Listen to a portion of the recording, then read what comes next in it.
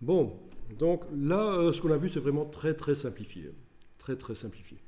Pour la version plus complexe, il est fort probable que je vous fournirai du matériel et que vous pourrez faire ça en individuel à votre rythme, en fait, pour aller un peu plus dans le détail. C'est pas moi qui vais vous expliquer en direct, ça va se faire avec du matériel et vous allez pouvoir en détail, à votre rythme, entrer un peu plus là-dedans. Je vais parler du sRGB et du Adobe RGB. Est-ce que vous avez déjà vu ces termes, sRGB? Ça vous dit quelque chose? Oui, tu as vu ça où? Exactement, sur les appareils photo de bonne qualité. Ils proposent de photographier en sRGB ou en Adobe RGB, les appareils photo numériques. Ça dit quelque chose à quelqu'un, ça? Je ne pensais pas à ça, mais en effet, oui. C'est là-dessus. Donc, le RVB, c'est une manière de créer les couleurs en mélangeant trois primaires de base de la lumière rouge, verte et bleue. Tout le monde est d'accord là-dessus. Eh bien, il faut savoir que ces primaires de base sont pas toujours les mêmes. Si vous avez affaire à un moniteur de bas de gamme qui est prévu pour faire de la bureautique, de l'Excel, du Word, les primaires rouge, vert et bleu seront différentes de celles d'un moniteur plus haut de gamme qui est prévu pour faire de la retouche de vidéo, de la retouche de photo. Un moniteur plus haut de gamme pour des graphistes. En fait, la différence, c'est que le moniteur pour les graphistes, les primaires rouge, vert et bleu vont être plus saturées. Elles vont être plus pures, en fait. On peut utiliser ce terme plus pur. Elles vont s'éloigner plus de la couleur grise. Les couleurs rouge, vert, bleu, par contre, du moniteur bas de gamme, elles vont plus s'approcher du gris. Bon. Donc, voilà. Vous avez appris déjà maintenant que, mais vous le saviez déjà, hein, que différents moniteurs ne montrent pas les images de la même manière, et ça vient de là. Ça vient des primaires rouge, vert et bleu, qui sont toujours du rouge, vert et bleu, mais pas nécessairement le même rouge, le même vert et le même bleu. Et ça, ce sont des standards de fabrication, parce que sinon c'est la foire, chaque fabricant fait son moniteur, c'est ce qui se passait au début, hein. Chaque fabricant fait son moniteur avec les primaires qu'il a décidé, ou qu'il a pu faire, hein, suivant les contraintes techniques, la qualité des matériaux de départ, etc. Et c'est la foire, parce que chaque image apparaît un peu différemment sur chaque moniteur. Ça, c'était les années 80. À un certain moment, deux marques, ce qu'on appelle un consortium, quand il y a plusieurs marques qui se mettent ensemble pour faire quelque chose, c'est un consortium. C'est HP et Microsoft, ils ont créé le standard couleur sRGB. Donc, ils ont imposé aux fabricants que leurs moniteurs répondent à une norme couleur sRGB, que les moniteurs affichent les images d'une certaine manière, quand même, le standard RVB en fait. C'est pas seulement pour les moniteurs, c'est aussi pour les scanners et les imprimantes. Vous avez des scanners sRGB, des imprimantes sRGB. Et pourquoi est-ce qu'ils ont fait ça? Parce que c'était la foire. Quelqu'un achetait un scanner d'une marque, un moniteur d'une autre marque, une imprimante d'une autre marque. Ça ne fonctionnait plus. On scannait un original, on avait sur le moniteur des couleurs assez bien différentes. On imprimait, on avait des couleurs encore différentes. Donc maintenant, à notre époque, normalement, vous pouvez acheter un scanner d'une marque, une imprimante d'une autre marque, un moniteur d'une autre marque, ça va marcher. Les décalages couleurs vont être minimisés par rapport à ce qui existait avant. Je veux dire par rapport à une époque où le sRGB n'existait pas. Donc le sRGB règle un problème au niveau de la couleur. Il uniformise. Le problème, c'est que pour arriver à uniformiser, il a fallu réduire le nombre de couleurs que le moniteur peut afficher, que le scanner peut scanner, que l'imprimante peut imprimer. Et ça est passé par là. Ce n'est pas extrêmement performant. On déconseille aux graphistes de travailler avec du matériel sRGB, sauf peut-être s'ils ne font que du travail pour le web. Parce qu'en fait, les internautes, on considère que le parc informatique des internautes, que la plupart des gens qui regardent des sites web utilisent du matériel bas de gamme sRGB. Et donc, quand on veut faire des images pour le web, on fait des images sRGB. Donc, quelqu'un qui ne ferait que des images pour le web peut travailler avec du matériel sRGB éventuellement. Mais ça n'existe plus maintenant, quelqu'un qui ne fait des images que pour le web. Quand on fait un logo, quand on fait une illustration ou une photo, c'est pas seulement pour l'envoyer sur le web, c'est aussi pour l'imprimer sur différents supports. Et donc, on travaille avec du matériel plus haut de gamme. Et généralement, le matériel haut de gamme répond aux normes Adobe RGB. Donc, c'est un espace couleur plus large. Ce sont des primaires plus saturés. Si vous achetez un ordinateur portable, vous devez faire attention à ça. Si votre but est de retoucher les photos, il faut que votre dalle d'ordinateur portable réponde aux normes Adobe RGB. Il ne faut pas que ce soit un ordinateur portable prévu pour faire la bureautique. Si vous achetez un Mac, c'est particulier, ils ont un espace couleur à eux, qui n'est pas le Adobe RGB, mais c'est quand même large. Mais par contre, un ordinateur portable PC, il faut faire attention à ça. Il faut regarder, quel est le pourcentage de l'espace Adobe RGB qui est couvert par la dalle, c'est-à-dire est-ce que ça arrive à montrer toutes les couleurs de l'espace Adobe RGB, voire même au-delà. Même chose si vous achetez un moniteur que vous connectez à votre ordinateur, bien sûr, et on fait attention à ça.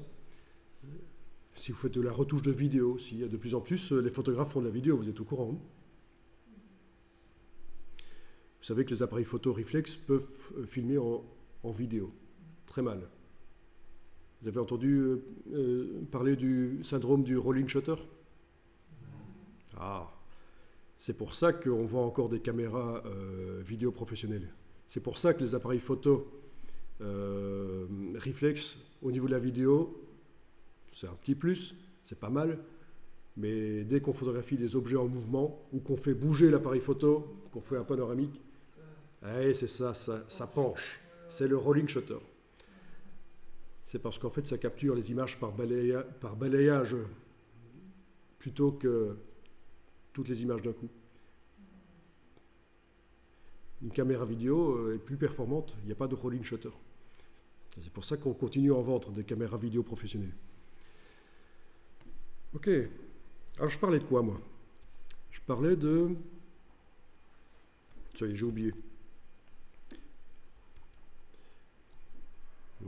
Adobe RGB, oui, j'allais chercher des moniteurs. Donc là, je vais taper Portable Computer, Adobe RGB. Et je tombe sur différentes marques qui font des portables avec des dalles Adobe RGB. Alors, je vais aller voir ces deux premières ici. En plus, Sony ne font plus de portables, je pense, donc on ne va pas m'accuser de faire de la publicité.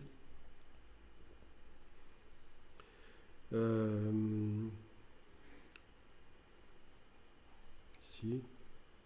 Voilà. Donc, un portable avec un écran Adobe RGB et qui est le rêve du photographe. Voilà. Ben oui, parce que ça permet de retoucher ses photos comme si on était chez soi sur un moniteur professionnel Adobe RGB, sauf que là, c'est portable. Alors, il couvre jusqu'à 137% de l'espace Adobe RGB. Donc, ça veut dire qu'il va au-delà des normes Adobe RGB professionnelles. Alors, c'est là que je reviens à mon diagramme de chromaticité. Et je vais indiquer ici Adobe RGB, parce qu'en fait, ça sert à ça, le diagramme de chromaticité. Ça sert à comparer des performances d'appareils. Vous avez certainement vu ça dans les magazines. Quand je vous montre un truc comme ceci, avec des triangles, pas ça. Et il ne veut pas la montrer, puis il va la montrer. Voilà. Avec des triangles qui sont montrés. Non, on ne te veut pas, toi. Oust. Les triangles qui sont montrés sur le diagramme de chromaticité, ben, ça sert à montrer à quel point les appareils sont performants. Mais c'est assez réducteur, parce qu'en fait, le diagramme de chromaticité est une vue en coupe d'un espace couleur. C'est une simplification de la réalité, c'est un schéma. Donc ça ne montre pas les performances de l'appareil pour les tons les plus foncés et les plus clairs. Ça montre les performances de l'appareil pour les valeurs moyennes, l'intensité lumineuse moyenne, à quel point il peut aller loin chercher les détails. Vous avez déjà vu ça dans certainement un magazine photo. Typiquement, on va vous montrer ce genre de schéma. Et qu'est-ce qu'il faut comprendre ici? Eh bien, vous avez en bleu foncé un triangle qui est partiellement masqué par le triangle qui est montré ici en orangé. Le triangle bleu foncé, c'est les performances du matériel Adobe RGB. Et on voit qu'au niveau des couleurs cyan, vert, ça va pouvoir permettre de montrer plus de couleurs comme ça par rapport au matériel sRGB qui, lui, a une primaire verte moins performante, qui se rapproche plus du gris. Donc on a le matériel bas de gamme de bureautique et on a le matériel haut de gamme. Et notre portable qu'on avait vu là juste avant faisait 137% de l'espace Adobe RGB. Ça veut dire que ces primaires vertes, rouges et bleues sont encore plus proches de l'extérieur du schéma. C'est plus saturé. Il y a plus de couleurs que ça peut afficher. OK? Intéressant ça quand même, de savoir qu'il existe des écrans pour photographes et d'autres pour faire de la bureautique. Je ne sais pas si vous saviez. Alors Profoto, c'est le standard des laboratoires de développement, les petits shops, hein, les laboratoires de développement couleur Kodak. Et c'est tout à fait particulier, vous n'allez pas l'utiliser en fait. À une certaine époque, Kodak a inventé un truc qui aurait dû être révolutionnaire mais qui a été un flop, c'est l'archivage de photos sur CD. Mais je vous parle d'une époque, les années 90, au moment où les premiers CD apparaissaient. Et c'était stocké au format Profoto notamment. Voilà. Donc on amenait ces photos, ces diapos, il les scannait, il mettait ça sur CD. C'est une époque où les scanners étaient vraiment professionnels et peu de gens avaient ça. Tu te souviens de ça?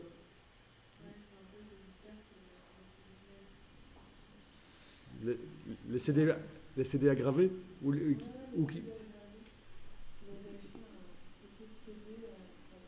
de Kodak.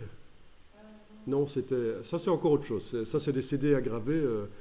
C'est vrai qu'on en rencontre de moins en moins souvent. Ah oui, stocker les photos, oui. Mais ce dont je parle, c'est vraiment un service qui était fourni par Kodak à une certaine époque. Et avec le développement des ordinateurs et des scanners, finalement, ça a été un flop. Et Kodak, vous savez, a eu quelques petits problèmes financiers. Et donc voilà, ce sont des primaires virtuelles donc, qui sont au-delà des couleurs vues par l'œil humain. Donc c'est particulier. Donc vous en occupez pas pour l'instant. Mais ça peut être intéressant quand même. Évidemment, quand vous recevez une photo qui est prévue pour du matériel Profoto, il faut la convertir vers un standard comme du Adobe RGB. La convertir bien, sinon elle va devenir grisâtre. Le visage, la peau rayonnante, colorée va devenir grisâtre si vous ne faites pas bien la conversion. Donc ça, c'est des choses dont on va parler. Convertir d'un profil vers un autre, je suis désolé, mais c'est quand même super important de comprendre ça en fait. Donc ça, c'était pour répondre à la question à propos du Profoto.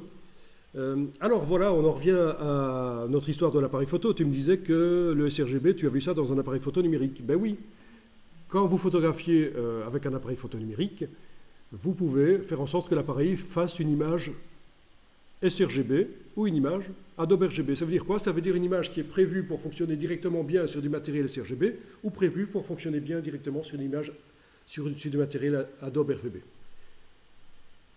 Alors on pourrait se dire, bah tiens, il faut régler son appareil photo en Adobe RGB alors, puisque c'est plus large. On va pouvoir intégrer plus de couleurs différentes dans notre fichier. Ben oui, c'est ce qu'il faut faire, absolument. Il faut que l'appareil photo numérique soit réglé en Adobe RGB pour que un maximum des couleurs que le capteur a capturées soient intégrées dans le fichier de l'image. Ce sera un fichier RGB pour du matériel Adobe RGB, donc avec des primaires rouge, vert et bleu, du matériel Adobe RGB. Quel est l'intérêt de photographier en SRVB? C'est quand on est notamment photographe de presse et qu'on doit très vite envoyer les photos à la rédaction et ça va très vite être publié sur le web. Voilà. Donc là, on règle en SRVB. Et il n'y a pas de problème, les couleurs sont nickel directement. Il n'y aura pas de conversion nécessaire dans Photoshop pour convertir du Adobe RVB vers le SRVB. Donc ça, déjà, vous avez appris quelque chose. Peut-être que vous utilisez votre appareil photo numérique depuis des années en le sous-exploitant, parce que vous avez laissé régler en SRVB. Alors que c'est juste pour que ce soit adapté directement pour le web, ça ne sert à rien. Enfin, pas pour vous. C'est pour les gens qui sont pressés, quoi. Alors, quand vous envoyez vos photos numériques à un laboratoire de développement en ligne, vous connaissez ça, hein, on envoie ces fichiers, puis on reçoit les photos par la poste, ils vont généralement vous demander d'envoyer des photos qui répondent au standard SRVB. Bon, parce que c'est plus simple pour eux. C'est un standard connu. Donc vous devrez convertir, si vous voulez que vos photos soient nickel, il faudra les convertir. Si elles sont dans un espace plus professionnel, plus large, il faudra les réduire en SRVB, comme si on envoyait des photos sur le web, vers un site web. Bon, mais ça c'est intéressant aussi, de savoir que si vous faites un jour un portfolio en ligne de vos photos, vous devrez les convertir en SRVB, vous devrez réduire le nombre de couleurs qu'il y a dedans de manière intelligente avec ce qu'on appelle le système de gestion des couleurs, qui est intégré dans les logiciels, les ordinateurs. Vous devrez faire une version un peu moins performante de vos photos pour qu'elles s'adaptent aux écrans des internautes.